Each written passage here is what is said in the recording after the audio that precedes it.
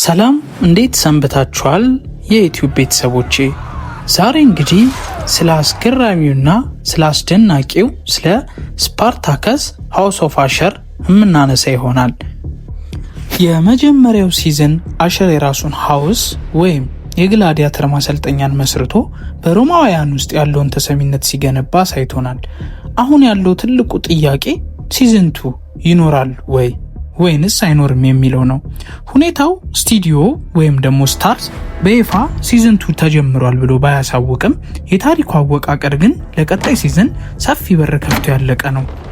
አሸር አሁን ካገኘው ስልጣን በኋላ ከሮማውያን መኳንንት ጋር የሚኖረው ፍጥጫና ምናልባትም ከድሮ የስፓርታከስ አማጽያን የተረፉ ካሉ ከነሱ ጋር የሚኖረው ግንኙነት ላይ ያተኩራል ተብሎ ይታሰባል። ይህ ድራማ ከሌሎቹ የስፓርታከስ ክፍሎች የሚለየው ታሪክን በመቀየር ላይ ስለሆነ ይህ ታሪክ ስፓርታከስ ዋር ኦፍ ዘ ዴመን ላይ አሸር መሞቱን አይጠፋውም፣ ሁላችንም እናስታውሳለን።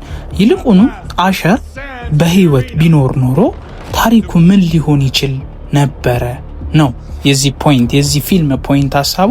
አሸር ስፓርታከስ አማጽያኑ እንደገደሉት እናስታውሳለን ሁላችንም። ግን ሀሳቡ አሸር ባይሞት ኖሮ ፊልሙ እንዴት ይሆን ነበር የሚለውን አስበው እሱን ተንተርሰው ነው የሰሩት። አሸር ባይሞት ባይገደል ኖሮ ፊልሙ እንደዚህ አሸር ተንኮሉና ሸሩ የት ያደርሰው ነበር፣ በዚህ በተንኮልና በሸሩ የት ሌቭል ላይ ይደርስ ነበር የሚለውን ሊያሳዩን ነው ያሰቡት እና ደራሲዎቹ ይህንን እየፈጠሩ መሆኑን ነው። ይህም ለጸሐፊው ሰፊ ነጻነት ሰጥቶታል። አዳዲስ ገጸ ባህሪያትና እድሎችን በ10 ክፍሎች ውስጥ ያየናቸው አዳዲስ ግላዲያተሮች በደጋፊው ዘንድ ተወዳጅነትን አትርፈዋል።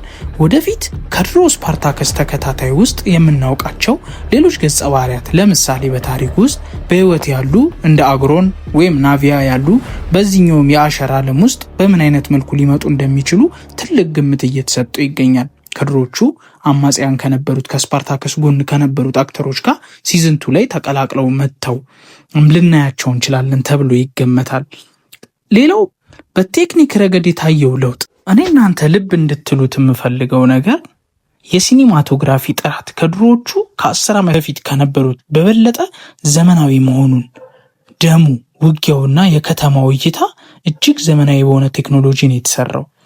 ቤተሰቦቼ 10ንም ክፍሎች አይተን ብንጨርስም ታሪኩ ገና እዚህ ጋር አያበቃም። አሁን ትልቁ መነጋገሪያ የሆነው የሲዝን 2 መጀመር ነው።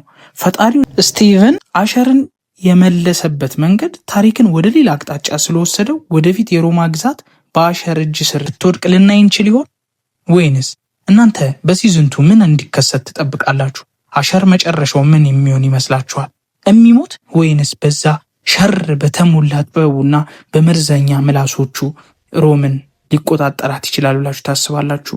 ቀጣይ በምርጥ ስራ እስካገኛችሁ ድረስ ቻናሌን ሰብስክራይብ ማድረጋችሁ እንዳትረሱ፣ ሀሳባችሁን ለኔ ማጋራታችሁ እንዳትረሱ። በምርጥ ፕሮግራሞች እመጣላችኋለሁ። እወዳችኋለሁ።